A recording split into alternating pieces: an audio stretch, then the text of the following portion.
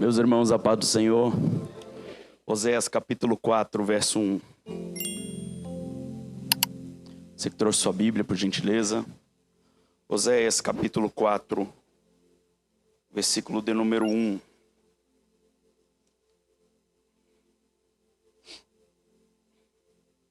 Oséias capítulo 4, versículo 1. Depois leremos o versículo 6. Oséias capítulo 4, versículo 1. E depois o versículo de número 6. Pastor, eu não sei onde está Oséias. Então vai uma dica. Vai lá para o meio da Bíblia: Salmos, Provérbios, Eclesiastes, Cantares, Isaías, Jeremias, Lamentações, Ezequiel, Daniel, Oséias. Tá bom? Ficou fácil?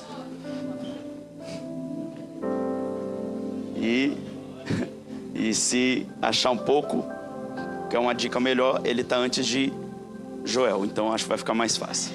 Tá? Então, Oséias, capítulo 4, versículo 1. E depois iremos ler o versículo de número 6. Os irmãos acharam? Amém? Ouvi a palavra do Senhor, vós filhos de Israel, porque o Senhor tem uma contenda com os habitantes da terra, porque na terra não há verdade, nem benignidade, nem conhecimento de Deus. Versículo 6. O meu povo foi destruído, porque lhe faltou o conhecimento. Porque tu rejeitastes o conhecimento, também eu rejeitarei, te rejeitarei, para que não seja sacerdote diante de mim. Visto que esqueceste a lei do teu Deus, também eu me esquecerei de teus filhos. Capítulo 6, verso de número 1. Capítulo 6 de Oséias, versículo de número 1. Vinde e tornemos ao Senhor, porque Ele despedaçou e nos sarará, feriu e nos atará a ferida. Versículo 3. Então, conheçamos e prossigamos em conhecer ao Senhor. A sua saída como a alva é certa, e Ele a nós virá como a chuva serôdia que rega a terra. Amém? Pode sentar, ficar à vontade. Em nome de Jesus, quero louvar a Deus por essa grata oportunidade de estar aqui, podendo ter esse grandíssimo privilégio de poder ministrar mais uma vez tua santa e poderosa palavra. Obrigado, pastor Sérgio, pela confiança que tem na minha vida e no meu ministério. Que Deus continue abençoando o Senhor e toda a sua casa. E Deus seja louvado pela tua vida que nessa manhã aqui está, a prestar esse culto de adoração e louvar a Deus e poder desfrutar desse grandíssimo privilégio de cercar a mesa do Senhor e participar da ceia. Quem me conhece já sabe, no final vou estar ali com as paçocas, passe ali R$5 cada uma. O preço não mudou e os meios de pagamento também não, tá? Então, passe ali, deixa uma oferta a partir de R$5 na minha vida, que tá tudo certo, tá bom? Eu confesso a você que eu fiquei um pouco preocupado agora há pouco, porque eu falei, meu Deus, será que vai dar tempo de eu chegar para pregar? Até falei pro pastor Marcelo, estou parecendo aquele pregador que só chega para pregar, mas não foi isso não. Eu tô quase, não, já 24 horas sem dormir. Tô desde ontem numa batida, e eu falei agora pro pastor Antônio, fui convidado para pregar numa vigília essa madrugada, e me falaram que iriam me passar 4 horas da manhã. Me passaram 5:30 da manhã. E eu confesso a você que eu pensei em ir embora quando deu umas 4:30, 5 horas. Mas quando eu vi, irmão, 470 adolescentes, maluco por Jesus, buscando e dando glória, eu falei, não, vou ter que ficar aqui. Então, nessa madrugada o Senhor Deus me fez refletir muito. Porque enquanto eu estava ali pregando para 470 adolescentes, alguns estavam sendo velados nessa mesma semana no Rio de Janeiro, por conta desse conflito que teve. E Deus, Ele falou algo comigo muito poderoso, que diante dessa catástrofe que ocorreu, tem crente ainda que Deus está poupando e guardando. Eu sei que nessa manhã, a maioria do público que temos aqui é de adultos. jovens e adolescentes estão aproveitando que domingo de manhã estão dormindo, tá frio, chovendo, né? Eu acho que eles vêm à noite tomar ceia. Mas você que está aqui, que é pai de um deles, ore muito a Deus para o Senhor guardá-los. Não só adolescente, mas jovem. Porque se a gente não tomar cuidado, eu sei que Londrina é totalmente diferente do Rio de Janeiro, mas o país é o mesmo e a criminalidade está em todo lugar. E que Deus guarde os nossos adolescentes, os nossos jovens, porque eu creio que eles já são a geração que Deus tem levantado para esse tempo. E o Senhor falou isso comigo e eu fiquei muito alegre nessa madrugada. Então eu estou virado aqui. De repente você me vê tropeçando em algumas palavras, diga não que é o sono. Eu falei, pastor Antônio, que eu ainda prego hoje à noite, então por favor, ore pela minha vida, eu necessito muito da tua oração. E eu tenho uma palavra de Deus para o teu coração, amém? Confesso a você que faz uns dias que pensar a respeito do Reino do Norte de Israel está me levando a pensar muito na minha vida com Deus. Pastor, por que você está dizendo isso? Isso até é proposital, porque quarta-feira agora, última, eu na turma onde dou aula, terminamos agora o Reino do Norte e falamos da sua queda e do profeta Oséias. E o Senhor Deus tem falado muitas coisas comigo, porque um retrato existente no Reino do Norte de Israel é um retrato que não tem nada de bonito, essa é a verdade. É um retrato de pura apostasia, rebeldia e rebelião. Pastor, você foi redundante na tua fala, mas é a realidade desse povo. E se eu pudesse tentar procurar diversos adjetivos para não qualificar esse povo, estaria mais ou menos dentro do que eu já disse aqui. É um cenário extremamente catastrófico. E Deus, sinceramente, Ele não foi tolerante com isso. Ao contrário, Deus agiu.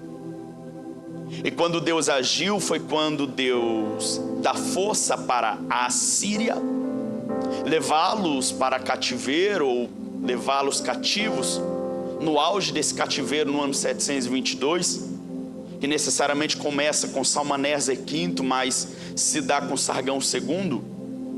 Esse povo que até então, conhecido como um povo de Deus, agora vai ser levado escravo, simplesmente por conta de uma sentença que Deus aplicou para eles, e isso é a justiça de Deus. Algo que eu confesso a você que tem sido um desafio muito grande, de abril para cá, para a turma que eu leciono, é mostrar para eles que o juízo de Deus, ele aparentemente é severo, aparentemente é condenatório, por mais que haja uma certa condenação, porque o povo vai perder. Só que todavia, todo juízo que Deus aplica, diretamente ele está ligado ao amor de Deus. Acredito que você já ouviu aquela frase muito dita pelo povo cristão, ou os evangélicos, principalmente os pentecostais, que dizem que Deus é amor, mas é justiça também. Tem um hino muito antigo que o cantor Marcos Antônio, ele cantava, Pregadores de Rosa. O pastor Sérgio conhece, eu acho, deve conhecer Pregadores de Rosa. Pregue os espinhos também. Pregue que Deus é amor. Deus é amor, mas já é justiça também. Porque a fé sem as obras para Deus, nenhum valor ela tem. Isso denota exatamente essa ideia que amor e justiça são dois atributos que fazem parte do caráter de Deus, que os dois andam de mão dadas o tempo todo. É impossível distinguir um do outro, não, sem dizer que os dois não se aplicam de maneira direta. E quem olha para o Reino do Norte, por exemplo, vê exatamente isso. Por que você está dizendo isso, Jim? Porque o Reino do Norte, conhecido como Israel, ou no livro de Oséias, perdão, o próprio Deus, hora ou outra, até chama de Efraim, mas é o Reino do Norte, que se perdeu de uma maneira tão avassaladora, quando Deus divide o reino, na época ainda que Salomão vai morrer, Quem conhece sabe que Salomão é o filho de Davi, é um rei extremamente poderoso, extremamente rico. A fim de aliança política, ele é fenomenal. Só que quando no fim da tua vida, quando ele vai começar a adorar os deuses dos Sidônios, o Deus dos Moabitas, dos Sírios de Amon, Deus vai dividir o reino. Até que tem um servo dentro desse reinado de Salomão, chamado Jeroboão, conhecido como Jeroboão I. Deus levanta o profeta Aías para dizer para ele que Deus entregaria 10 tribos, que se tornaria agora o reino do norte. Deus rasgaria esse trono e haveria essa divisão direta. Mas por conta da aliança de Deus com Davi, Deus ainda iria preservar a 2 tribos para o Roboão, que seria o sucessor, filho de Salomão, que neste caso é a tribo de Benjamim e Judá. As outras 10 tribos vai ficar para Jeroboão. Só que uma problemática vai existir de uma maneira direta no reinado de Jeroboão I, quando ele faz uma análise de entender o seguinte: o povo tem que cumprir a lei de Deus. E a lei de Deus diz que pelo menos de 3 a 7 vezes no ano, o povo tem que subir para a capital da adoração, que agora está em Jerusalém por conta do templo, tem que subir para a cidade de Davi para adorar. Jeroboão, ele percebe que isso pode aparecer uma certa ameaça para o seu trono, e ele diz o seguinte: já sei, eu vou levantar altares em Dan e Betel, ou Betel e Dan. Por que eu vou fazer isso? Porque Dan está no extremo norte do estado de Israel. Já Betel agora está basicamente próximo da divisão do reino norte e reino sul. Então ele está no extremo sul do reino do norte de Israel. Então ele está dizendo o seguinte: vou levantar esses altares para que esse povo não vá para Jerusalém a fim de ceder e adorarem, ou se prostrarem, ou de repente se tornarem súditos de Roboão. E o que ele vai fazer? Vai levantar esses 2 altares, colocar nas 2 extremidades, para que não dê brecha para o povo ir para Jerusalém. Mas o que me espanta nesse comportamento, ou nessa atitude de Jeroboão, é quando nesses altares ele, aparentemente, o propósito é para adorar a Deus. Mas o que ele coloca? Bezerro de ouro em cada um. Além de colocar bezerro de ouro em cada um, ele ainda diz para o povo, induzindo de maneira direta eles o seguinte: vocês não precisam ir para Jerusalém para adorar. Faz o seguinte: esses são os deuses que tiraram vocês da terra do Egito. Esses 2 bezerros de ouro. Sinceramente, parece que a gente está voltando para o mesmo acontecimento que teve lá quando o Moisés estava no Sinai recebendo a lei. Você lembra? Quando Moisés está recebendo a lei, já faz 40 dias que Moisés está lá. Arão é o representante legal de Moisés diante do povo. E o povo chega: Arão, onde é que está esse Moisés que nos tirou da terra do Egito? Aí a Bíblia diz que o Arão, ele sendo persuadido por essa pressão do povo, ele pede o ouro do povo, e a Bíblia diz que ele vai pegar um buril e vai esculpir o bezerro de ouro e vai colocar lá como uma placa dizendo: é festa para Deus, é festa para o Senhor, culto para Deus. E ainda diz o seguinte: gente, estes são os deuses que tiraram vocês da terra do Egito, bezerro de ouro. Isso, sinceramente, o que é vendido nesse ambiente de idolatria como um culto a Deus. Tanto que isso gera até uma expectativa em Josué, que Josué, quando está descendo com Moisés do Sinai, o Josué falou: ô Moisés, eu estou ouvindo um barulho lá embaixo no arraial, será que é culto e é festa de Deus? Mas não é. Jeroboão, ele tem a mesma prática de colocar, vamos aqui tentar contemporaneizar e simplificar a fala, basicamente o que Jeroboão também está fazendo em Betel e Dan, colocando uma placa grande dizendo: olha, vocês estão adorando o bezerro de ouro, mas o culto é para Deus. Aparentemente, o que é vendido é: o culto é para o Deus de Israel, só que a gente vai adorar o bezerro de ouro aqui, está tudo certo, não vai ter problema nenhum. Inclusive, para que até vocês não corram o risco de repente ir para Jerusalém. Lá tem sacerdote, aqui não tem, porque os levitas ficaram para o lado de lá, porque eles têm que ficar ligados diretamente ao templo pela ordem de Deus. Eu vou levantar sacerdotes aqui, eu vou levantar sacerdote do jeito que eu quero, para que possa vender para vocês essa ideia. Jeroboão, ele vai praticar isso, e infelizmente isso vai reverberar de uma maneira totalmente negativa, porque isso está se repassando. troca dinastia, troca rei, e isso ainda perdura no meio do povo. Existe adoração aos deuses estranhos de uma maneira muito explícita, e piora quando chega no 7º rei. Quem é? O Acabe. Ele acaba se casando com a Jezabel, filha de Etbaal. Ela é princesa dos Sidônios, sacerdotisa de Baal. E para piorar, ela institui o culto a Baal de uma maneira tão agressiva, que todos aqueles que não querem adorar, inclusive os profetas de Deus, que não querem adorar a Baal, a ordem da Jezabel é essa: vão matar todo mundo. Jezabel, no tempo de Acabe, segundo Warren W. Wiersbe, ele diz para nós que ela vai colocar uma espécie de poste-ídolo, que seria mais ou menos mini templos, em vários locais de Samaria, que agora é a capital do Reino do Norte. Vai colocar esses mini templos para adorar a outros deuses, principalmente o deus Baal. Só que a grande questão é, Deus está vendo tudo isso. E o fato de Deus ver tudo isso não quer dizer que ele está sendo tolerante, passivo e omisso, que não vai agir coisa nenhuma. Na verdade, Deus tem levantado inúmeros profetas a fim de quebrar essa estigma que é lançada no meio do povo, dessa adoração aos deuses estranhos, e fazer o povo voltar para Deus. Porque o grande objetivo de Deus o tempo todo foi estar próximo do teu povo, foi estar tendo relacionamento com o teu povo.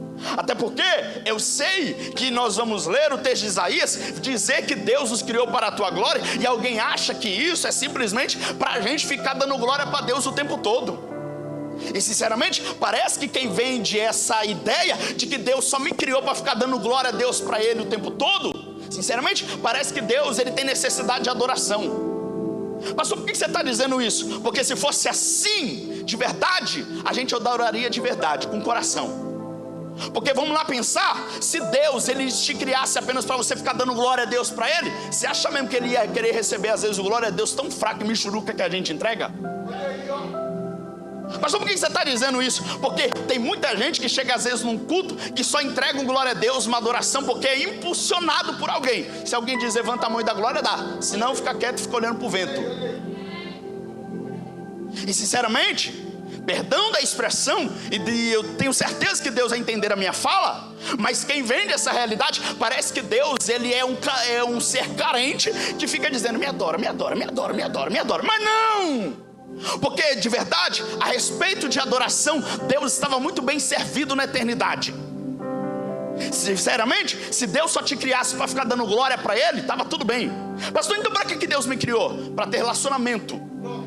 Pastor, por que Deus criou o homem? Para ter relacionamento. Sinceramente, você acha mesmo que Deus descia todos os dias, na viração do dia, lá no Éden, para o Adão pegar um inário, ou não sei, colocar lá um playback, chamar a banda dos músicos dos bichos, vamos cantar aqui? Vamos cantar um worship para Jeová. Lindo, lindo, lindo és. Glória, glória, eu te dou. Não, não, não. Sinceramente, Adão não fazia isso. Quem pastor, o que Adão fazia então? Conversava com Deus. Posso imaginar a conversa? E aí, Adão, como é que foi teu dia? Jeová, olha, foi muito bom. Hoje o leão, ele ficou meio nervoso, ele queria atacar todo mundo. Mas eu falei para ele, ô leão, dá uma controlada aí, controla seus ânimos. Sabe a serpente, ela é meio astuta, né? Ela fica tentando armar algumas emboscadas. Mas eu já falei para ela, fica quieta, Jeová. Já tá tudo certo. Sério, Adão, gostei disso aí. Você está cumprindo o mandamento que eu te dei, de governar e dominar sobre tudo. Pois bem, é isso que Deus queria. Relacionamento, contato, conversa. Só que infelizmente o pecado que passa na humanidade está deturpando esse conceito e está colocando um muro entre Deus e o homem. E isso chega numa gravidade tão grande que neste tempo do Reino do Norte isso piora. Piora porque o povo está se distanciando tanto de Deus que eles estão se envolvendo com outros deuses. Aí o que piora é porque Deus agora quer mostrar para eles que está vendo tudo. E tratando-se do profetismo do Antigo Testamento, sinceramente, hoje em dia a gente dizer, e eu até digo que sou profeta, mas uma grande pergunta é, será que eu teria coragem de passar, às vezes pela exposição e o constrangimento que Deus fazia aos profetas do Antigo Testamento passar? Porque o conceito do profetismo ou do profeta do Antigo Testamento sinceramente, era muito mais rigoroso do que a gente pensa. Por que você está dizendo isso, pastor? Às vezes, para um profeta transmitir uma mensagem de Deus para o povo de Deus, às vezes ele tinha que sentir o que Deus sentia, ouvir o que Deus ouvia, ver o que Deus via, para poder falar o que Deus quer falar. Esse era o conceito. Um exemplo claro, eu acho que um dos piores, e eu já falo desse aqui, que para mim é o pior, que é o Oséias, é o Ezequiel. Ezequiel, certo dia Deus chegou para ele e falou: Ezequiel, pega teu cabelo, coloca numa tábua e corta ele inteiro. Sinceramente, Deus sabia que isso era uma desonra para Ezequiel, porque Ezequiel, ele vinha de uma linhagem sacerdotal, onde, sendo ele vindo de uma linhagem sacerdotal, era uma desonra a ideia de cortar cabelo com navalha e picotar tudo, era desonra. Só que Deus queria mostrar para o profeta, para transmitir uma mensagem para o povo, que da mesma forma que o profeta estava sendo desonrado publicamente, Deus estava sendo também. Então, hora ou outra, Deus fazia o profeta sentir, para que ele transmitisse a mensagem com propriedade. Aí quando a gente chega em Oséias, o negócio é pior. Pastor, por que o negócio é pior? Porque quando a gente chega em Oséias, Deus fala para este homem que é profeta de Deus: Oséias, você vai casar. Parece até uma palavra boa, né? Vai casar, profeta. Aí Deus falou para ele: mas sabe onde que você vai achar a tua esposa? No arraial das prostitutas. Oséias, sai daqui da tua casa, vai para o lugar onde tem prostitutas e casa com uma delas. Eu, sinceramente, isso me leva a pensar demais, porque que homem é esse? Oséias, que teve a capacidade de buscar uma prostituta mesmo sabendo que ela poderia ser infiel a ele. Ele foi lá se casar com ela por amor, mesmo sabendo que ela trairia ele, e era uma vergonha ele se casar com ela. Só que isso não é aleatório. A esposa, agora a prostituta, a esposa de Oséias, é Gomer. Pastor, e o que Deus está querendo dizer isso aqui, com isso? É que Oséias é a representação clara de Deus, e Gomer é a representação clara de Israel. E quem é de Israel para Deus? É a esposa que Deus queria casar, é a esposa que Deus tinha relacionamento, que Deus tinha contato, que Deus falava. Só que de repente, quando Deus casou-se com ela, e detalhe, oferecia tudo do bom, do melhor para ela, sabe o que ela fazia? Saía com seus amantes.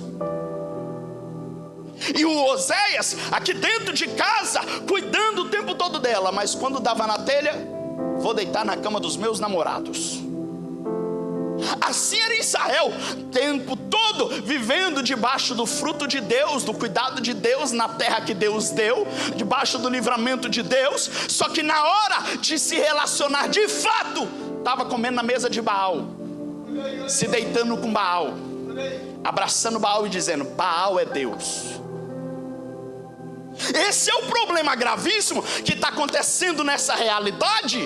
E aí piora quando chega no capítulo 2, porque no capítulo 2 de Oséias, a Bíblia diz que essa mulher, a Gomer, a esposa de Oséias, ela sai de casa. E sabe aqueles 5 minutos que dá na cabeça? É o que acontece com Gomer. E ela diz: não vou ficar aqui mais na casa do meu marido, vou para a casa do meu namorado, porque lá é melhor, lá é mais legal. Por que lá é mais legal, Gomer? Porque lá eu faço o que eu quero. Lá não tem ordem, lá não tem padrão, lá não tem princípio. Lá eu posso fazer o que eu quiser. Lá eu posso me deitar com quem eu quero, posso dormir a hora que eu quero, posso comer o que eu quero, e ninguém tem nada a ver com isso. Aí Deus, o próprio, através de Oséias, mostra que isso aqui é problemático demais. Porque dentro desse casamento que eu estou te falando de infidelidade, Deus ainda deu 3 filhos para esse casal. O primeiro filho se chama Jezreel. A segunda, que agora é uma menina, o segundo filho é uma menina, se chama Lohuama, ou Lohuamá. E o terceiro filho é Loame. E parece que isso aqui são nomes que não tem nada a ver, mas tem, porque retratam a realidade do povo e o que Deus está para executar. Porque Deus está deixando claro. O primeiro filho é Jesiel, que significa Deus espalha. É Deus dizendo: eu estou vendo toda essa bagunça, eu vou espalhar esse povo.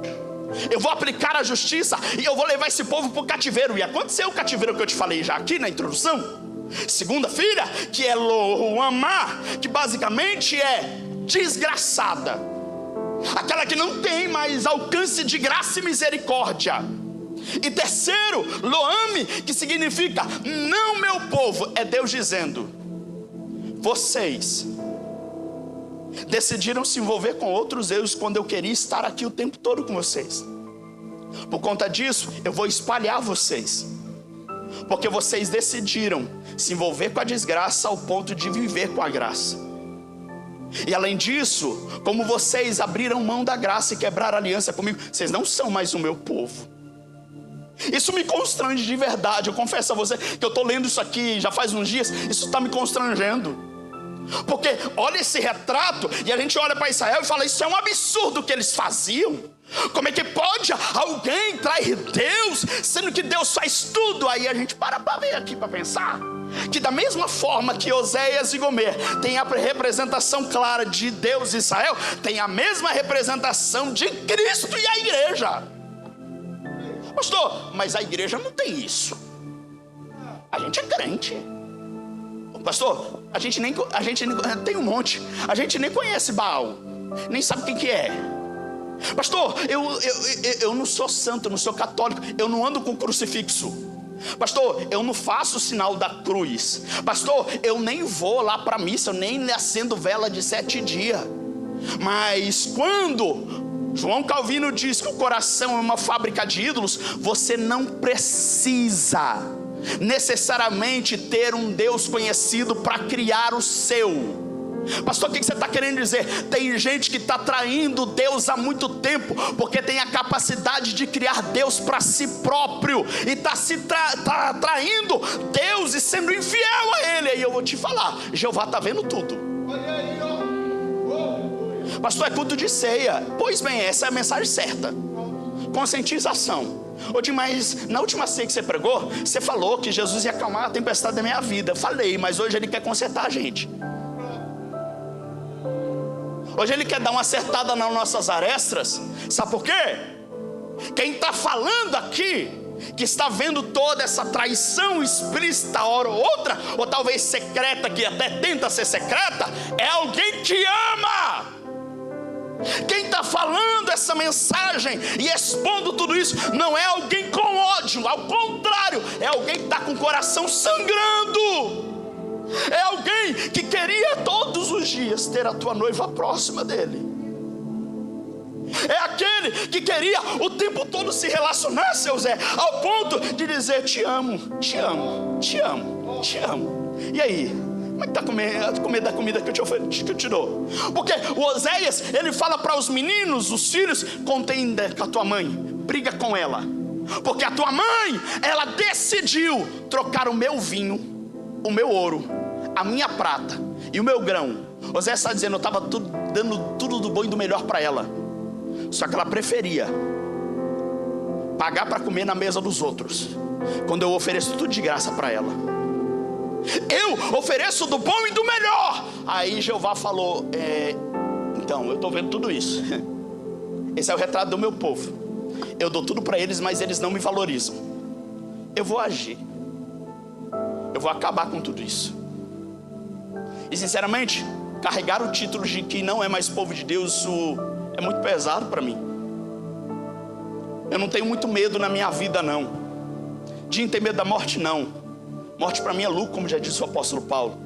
É ganho. E viver é Cristo. Mas qual que é o medo que você tem? Do dia eu me apresentar diante do Senhor no juízo final, eu já perdi minha salvação. Já passou a tribulação, grande tribulação, já passou tudo. E na hora do juízo final, a igreja já está salva, nem vai passar por isso. E eu chego e digo: no teu nome eu preguei.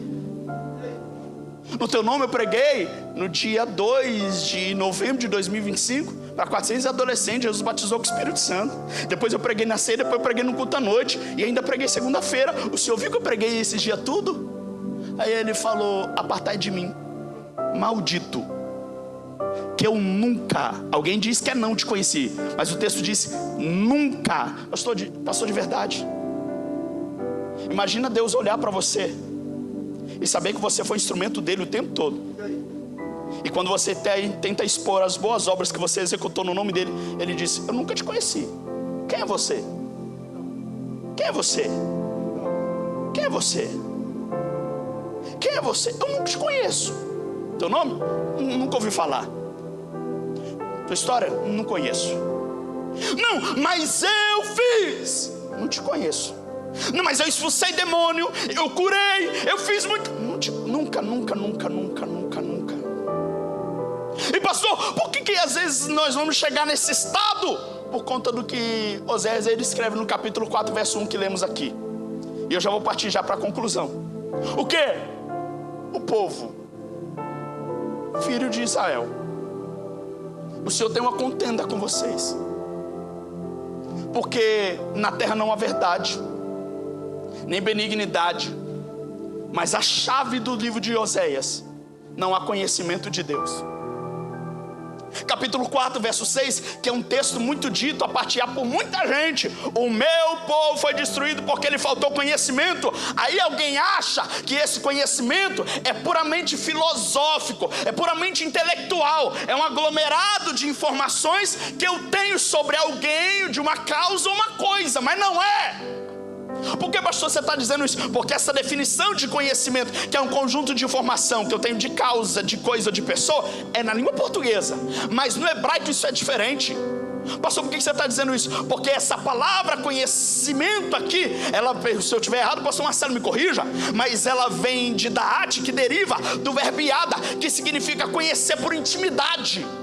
Simplesmente o conhecimento de Deus que o povo está desprezando não é um conceito cognitivo condicionado a informações, não, é uma questão de relacionamento, conhecimento na intimidade.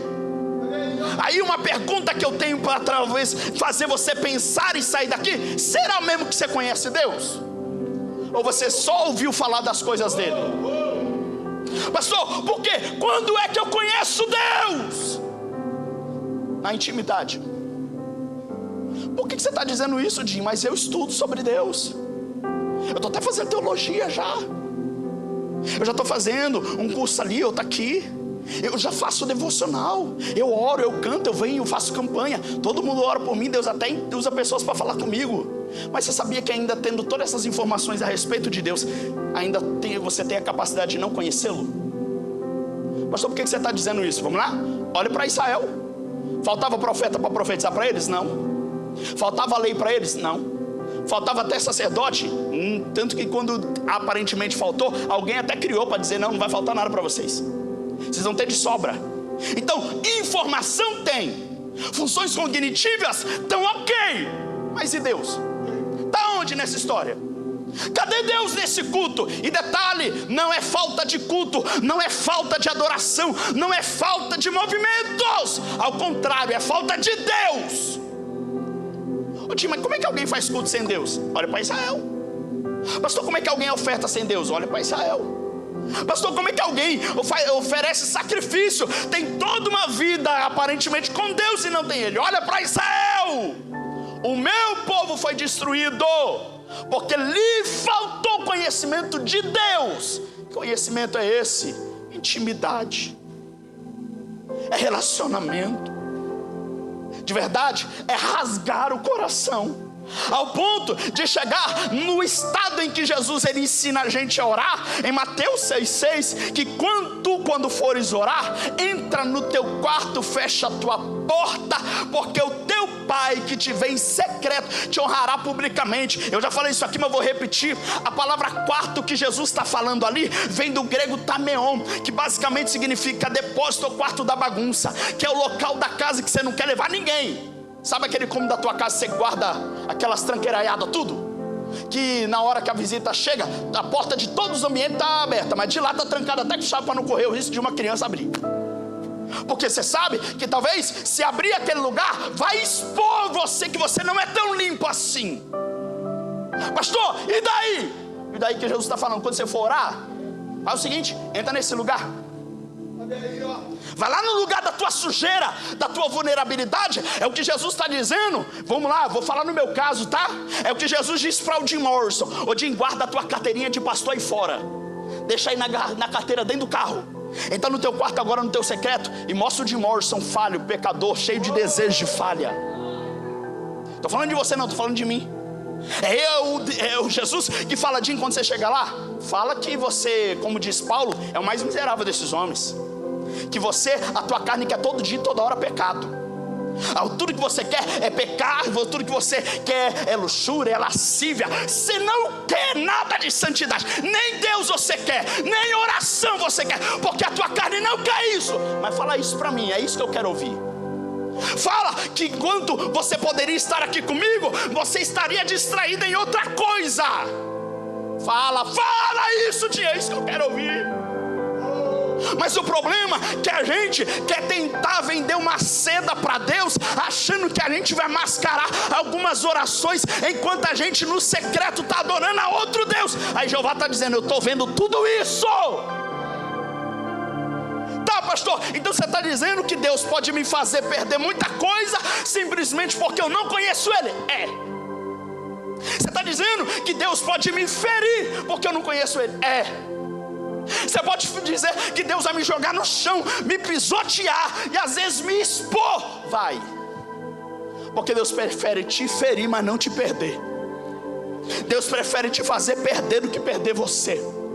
Deus prefere às vezes te fazer sangrar com o coração dele sangrando, mas ele prefere te ver assim, insaudável, do que ser um pandeiro na mão do diabo, que ele usa a escola de samba para fazer bagunça por aí. Porque é isso que é o desejo do diabo, trazer mancha, trazer você para um ambiente de promiscuidade, jogar lá e dizer que o destino dele, que é o inferno, é o mesmo que o teu. Mas não é. Não é. Pastor, por que você está dizendo isso? Porque aqui tem um prenúncio claro da graça no capítulo 3. Porque se no capítulo 4 tem alguém que vai ser destruído por falta de conhecimento, tem uma esperança. E qual que é a esperança, pastor? Quando Deus aparece para Oséias e diz, Oséias, sabe o arraial das prostitutas? Você foi buscar a tua mulher aquele dia?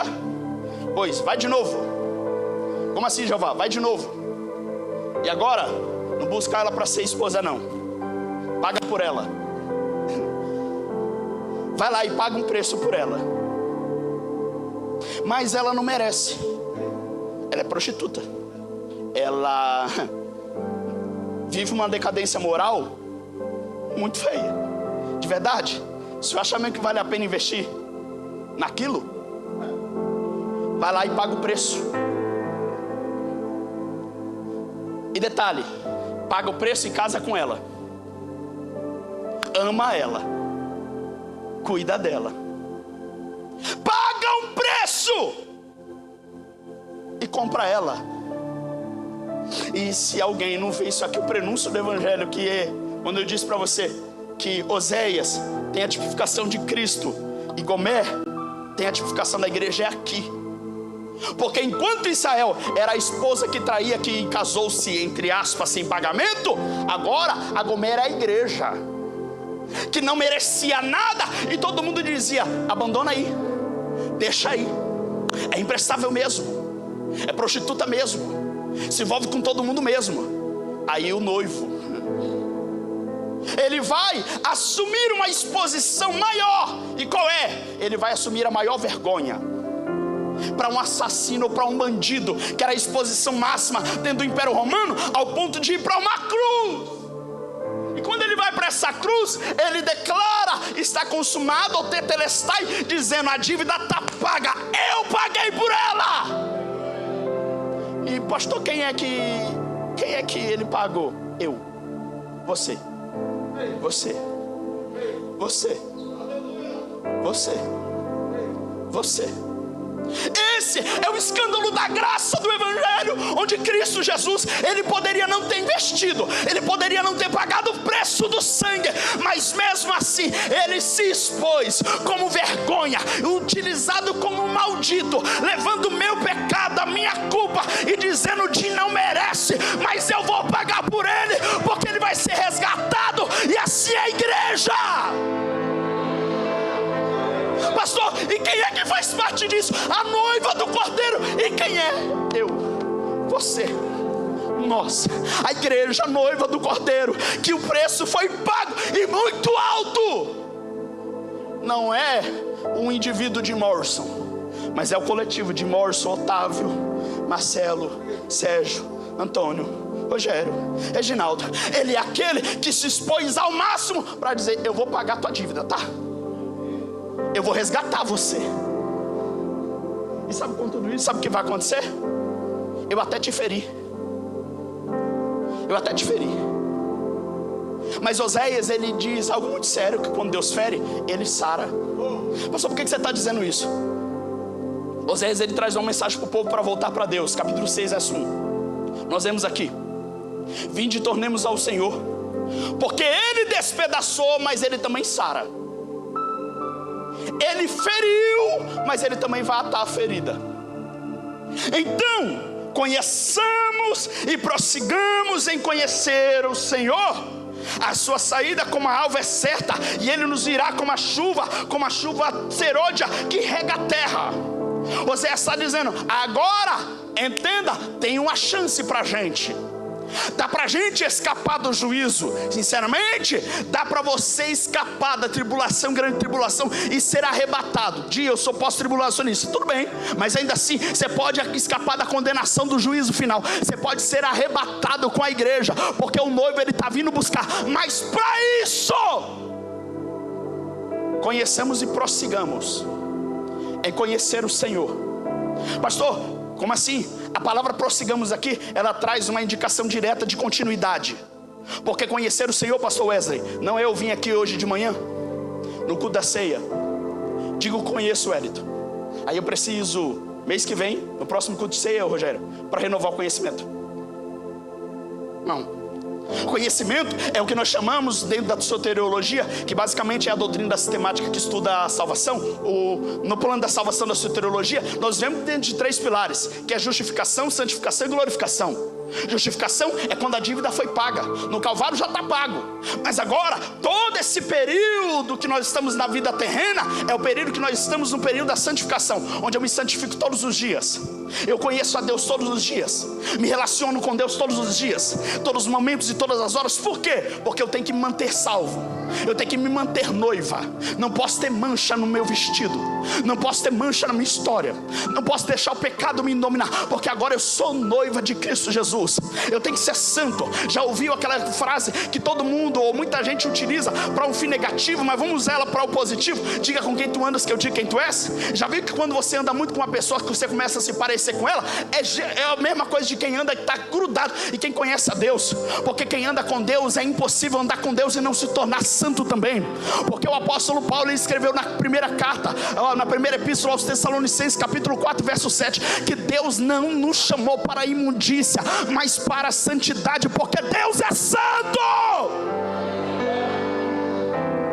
Pastor, e o que eu tenho que fazer? Conhecer a Deus. Eu digo, mas isso aí vou descartar. Eu vivo na nova aliança. Isso aí é coisa do Antigo Testamento, Jim. Isso aí não se aplica para mim não, tá bom? Vamos lá? Segunda epístola de Pedro, capítulo 1. E eu já vou terminar. Segunda epístola de Pedro, capítulo de número 1. Não sei se tem alguém no Data Show. Segunda epístola de Pedro, capítulo 1, verso 1. Eu vou ler. Segunda epístola de Pedro, capítulo 1, verso 1. Simão Pedro,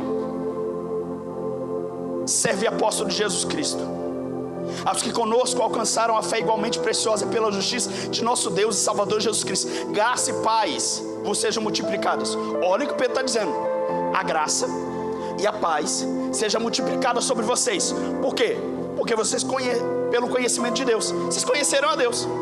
Mas vocês não somente conheceram a Deus, Mas Jesus, o nosso Senhor, como seu divino poder, nos deu tudo.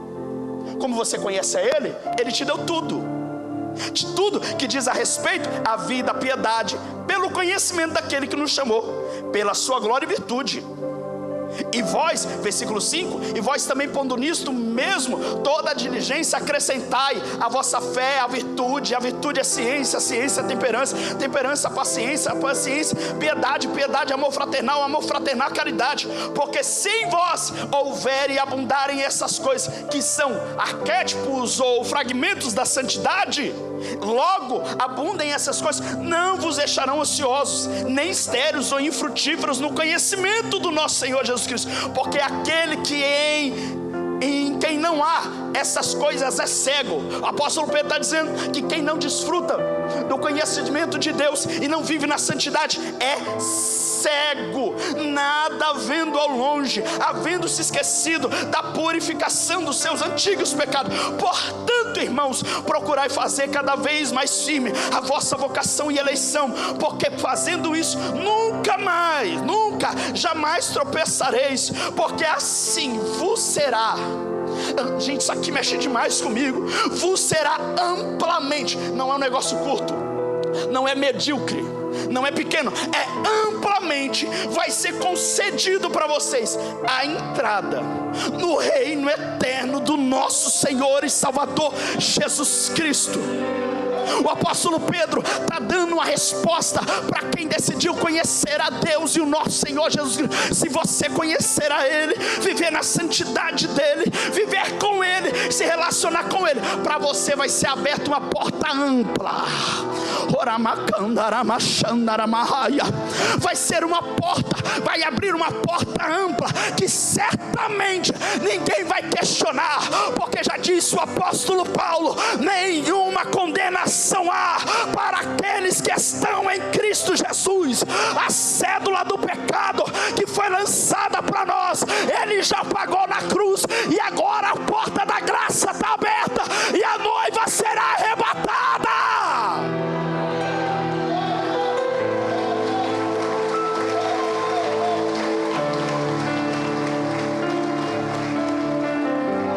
Pastor, e qual é o clímax de tudo isso? Apocalipse 19, 7. Eu estou sentindo graça de Deus aqui.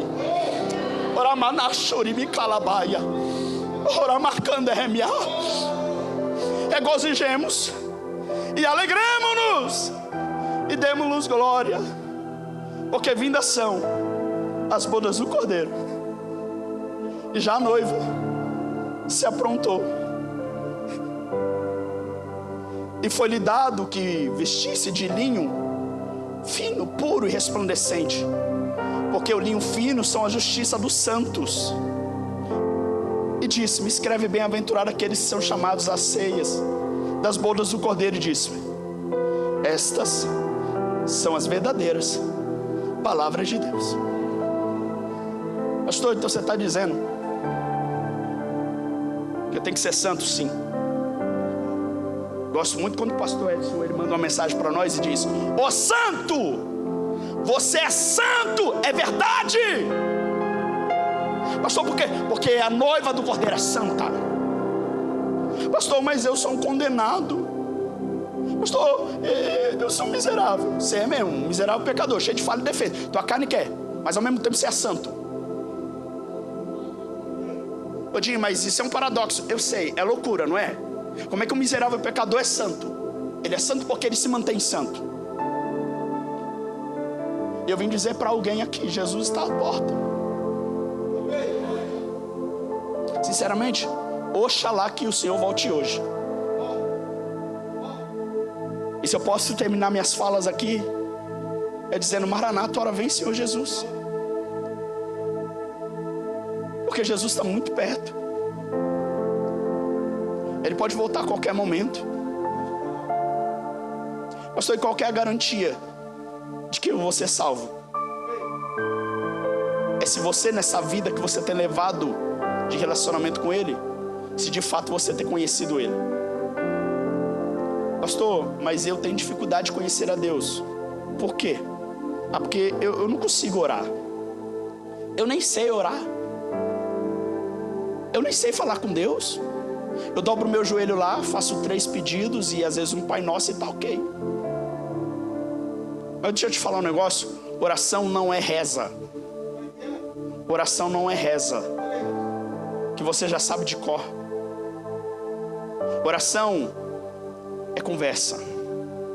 Oração não é um monólogo onde alguém fala sozinho e o outro fica em silêncio. Não, oração é você falando, Deus falando com você. Pastor, mas eu não escuto a voz de Deus igual vocês. A voz de Deus está na tua frente todo dia. Um dia, pastor Sérgio, eu termino. Um dia um irmão aqui na igreja, na nossa igreja aqui, chegou para mim e falou: pastor, eu queria ouvir a voz de Deus, porque eu oro e eu não escuto a voz de Deus. Falei: meu irmão, vamos fazer o seguinte. Eu sei que isso pode parecer um absurdo, ainda mais eu como professor de teologia falar isso para você, mas faz um teste. Depois que você terminar de orar, é de verdade, abre teu coração, conta algumas coisas para Deus. Até se você estiver revoltado, pode falar para Ele. Logo em seguida, abre o texto, abre a Bíblia, texto aleatório. Eu duvido Deus não falar com você. Pastor, o que aconteceu? Quando ele abriu a Bíblia, depois de orar, o texto que ele abriu, Deus falou com ele. Ele me manda um áudio chorando e dizendo: pastor, Deus falou comigo. A primeira vez que eu ouvi a voz de Deus. E vou te falar, é um crente de muitos anos. Ele nem está aqui, graças a Deus. Mas é só para a gente entender que tem muita gente que está cumprindo todo o ritual e toda a liturgia, mas não conhece Deus. E sabe uma coisa que vai garantir a tua vida com Deus, a tua salvação? E se Jesus voltar hoje, Ele vai te conhecer. Será que Ele vai te conhecer de verdade? Porque eu vim aqui sentar nessa mesa, comer do pão e do cálice e dizer: sou filho de Deus, eu sou livre, igual a gente canta. É muito legal. Mas a pergunta que você tem que fazer para você é: será que eu conheço a Deus? Eu repito, conhecimento de Deus não é conjunto de informações, mas é relacionamento. Um dia perguntaram para John Wesley, como você, sendo o grande avivalista da Inglaterra e um dos maiores pregadores que já existiu na face da terra, quanto tempo que você ora por dia para viver tudo isso? Ele falou: 5 minutos. A pessoa que fez a pergunta ficou com essa cara de espanto, falou: como pode? O cara que revolucionou o avivamento na Inglaterra, um dos grandes pregadores e o maior e o precursor do movimento metodista, um dos pais do pentecostalismo, só orava 5 minutos? Eu oro 5 minutos, mas não fico 5 minutos sem orar. Joés, como assim? Oração não está condicionada ao momento que às vezes eu só estou ali dobrado no meu joelho. De verdade, quem tem de vida de oração, ora de joelho em casa, na igreja, na rua. Sabe quando você está andando na rua sozinho, que você fica na tua mente conversando com si mesmo? Você sabia que você perdeu um tempo ali de falar com Deus? Mas por quê? Porque Ele está andando do teu lado. E Ele está dizendo: fala comigo, conversa comigo aqui. Ah, pastor, eu estou na academia, estou sozinho, não tenho parceiro de treino. Ele está lá com você também. Pastor, eu estou no shopping, eu estou no trabalho, eu estou lá executando minha função. Ele está dizendo: eu estou aqui também. Eu estou aqui. Eu quero conhecer você. Você me conhece? Vai se relacionar comigo? Vamos falar comigo? Conversa comigo! É isso que Deus quer da gente. Comunhão, relacionamento e conhecimento de Deus. Israel foi destruída porque desprezou, rejeitou o conhecimento de Deus. Eu vou te falar uma verdade, tá? Deus, Ele não leva em consideração o tempo da ignorância. Se antes você não sabia de 10% do que eu te falei hoje aqui, hoje você sabe, tá? Pastor, e daí? E daí que quando Israel rejeita o conhecimento de Deus, a palavra rejeitar ali no hebraico, ela traz a ideia de desprezar conscientemente. É alguém que sabe o que está fazendo. Não é involuntário, não é ingenuidade, não é empolgação, é consciência. Prossigamos então em conhecer o Senhor. Obrigado.